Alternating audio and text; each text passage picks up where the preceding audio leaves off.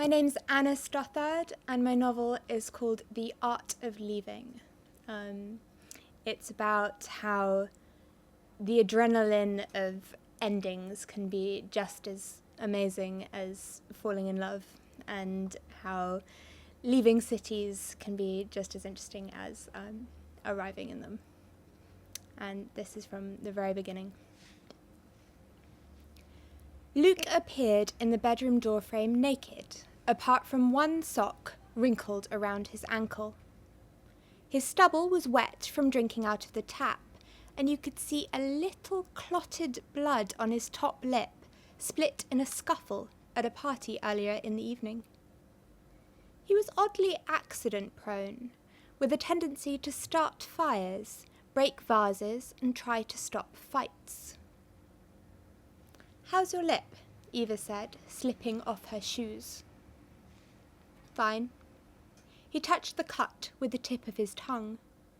It took Luke half a second to undress, so he was always ended up sitting in bed like a ringmaster while Eva performed a faux nonchalant dance around him, angling herself behind cupboards and doors to avoid him seeing her at unflattering stages of nakedness. She could feel Luke watching her as she took off her dress, revealing a flash of skin-coloured tights before she grabbed a towel off the floor and sat down with her back to him. A flustered moth struggled around the bedside lamp, throwing itself at the bulb. Eva's favourite moment of any party, even good ones, was taking off her shoes afterwards. Luke joked that she was the person you'd want to be near during a fire or a terrorist attack, because the first thing she did when she entered a room was to suss out the potential exits, ready to evacuate. In photographs, she was always glancing in the wrong direction, standing on an edge or in a corner, looking as if she were about to step out of the frame. Luke, by contrast, existed in every space as if he had always been there and would remain there forever. He was the centre of every photograph, squarely at the front of every crowd. Luke had slept with a remarkable number of women for a man with such a large, crooked nose, a lopsided jaw, and hawkish grey eyes set too deeply in his head. He had black hair that clumped like wire in whatever position he happened to have slept in the previous night, and looked even worse if he tried to brush it.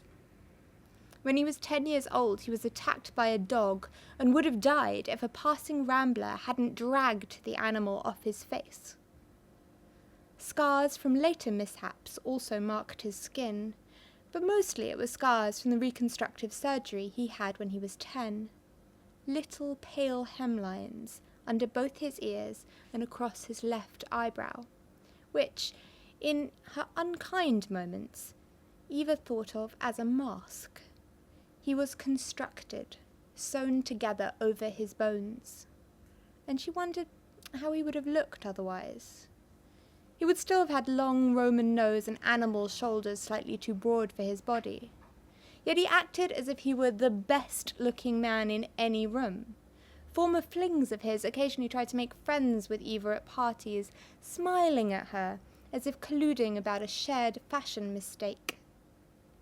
"How is Luke?" they'd say, cocking their heads meaningfully to the side. Eva yawned and climbed tipsily into bed. Luke stared at her for a moment longer, clearly trying to decide if he was too drunk to have sex or not. If she tilted her head slightly towards him, he would have made a go of it, but instead she reached towards the pint glass of stale water by the side of her bed. "Lights off?" Eva said to him. "Sure," he mumbled. The moth transferred its quest for brightness from Eva's bedside lamp towards the streetlight under the curtain. The creature hovered there in a slim wash of fake sunshine, and Eva resisted the urge to get up and kill it. Instead, she stared at Luke's profile in the shadows and wondered how she was ever going to leave him now they lived together.